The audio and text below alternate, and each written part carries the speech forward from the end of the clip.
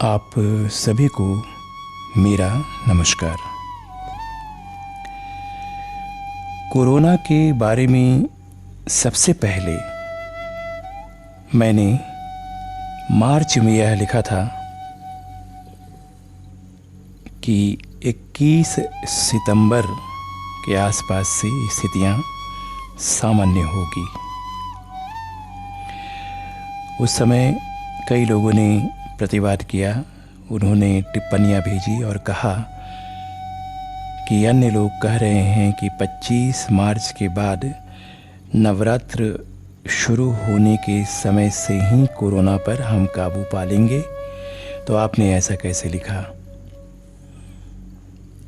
मैंने उस समय भी कहा कि मैं कुछ अपनी तरफ से नहीं लिखता हूँ, जो निकलता है, जो मेरी गणना में बात सामने आती है, वही मैं लिखता हूँ। तो आज भी मैं अपनी जगह पर स्थित हूँ कि 21 सितंबर के आसपास से स्थितियों पर हम नियंत्रण पाना प्रारंभ कर देंगे।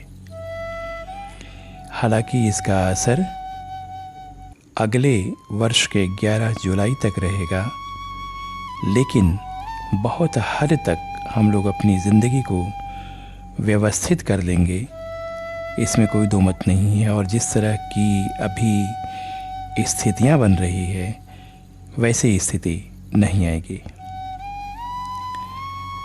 आपको मालूम ही है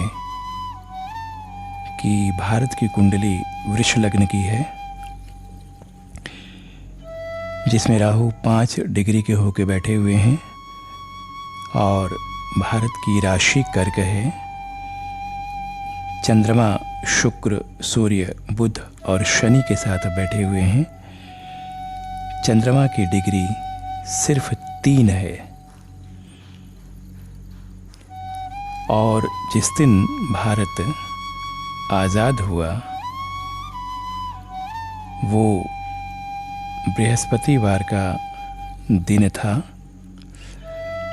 तो चंद्रमा कहीं न कहीं अस्त हैं। इसकी वजह से आपने देखा होगा कि हमारा इतना बड़ा देश है और सोने की चिड़िया कभी हुआ करता था, लेकिन आज कितनी समस्याएं हम झेल रहे हैं। कहीं जातिवाद है तो कहीं राज्यों को लेकर लड़ाई होती है।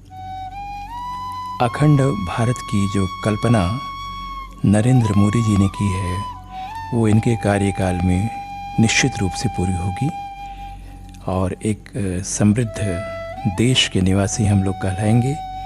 मैं ऐसी पूरी उम्मीद करता हूँ। लेकिन अगर देखा जाए तो अभी की तारीख में चंद्रमा की महादशा चल रही है भारत के ऊपर। उसमें शनि चल रहे हैं और शनि 11 दिसंबर 2019 से शुरू हुए, जो 11 जुलाई 2021 तक चलेंगे। कर्क राशि के लिए शनि मार्केस होते हैं, सभी को पता है।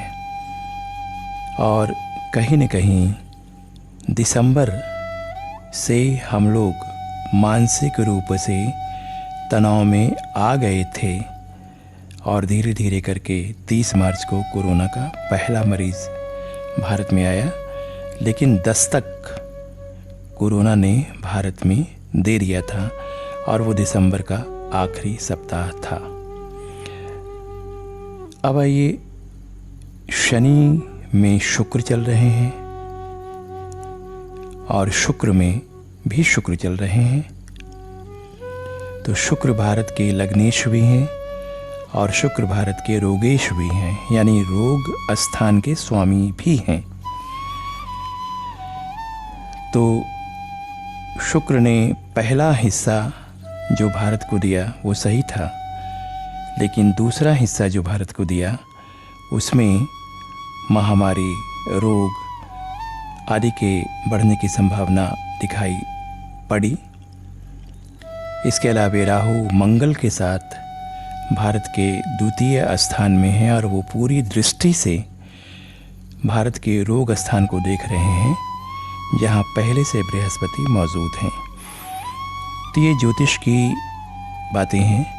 मैं केवल इतना कहना चाहूँगा आपको कि 21 सितंबर के बाद दिनचर्या हमारी धीरे धीरे सामान्य होती चली जाएगी और अगले साल 11 जुलाई के बाद हम गणपति के आशीर्वाद से संभवतः कोरोना मुक्त हो जाएंगे।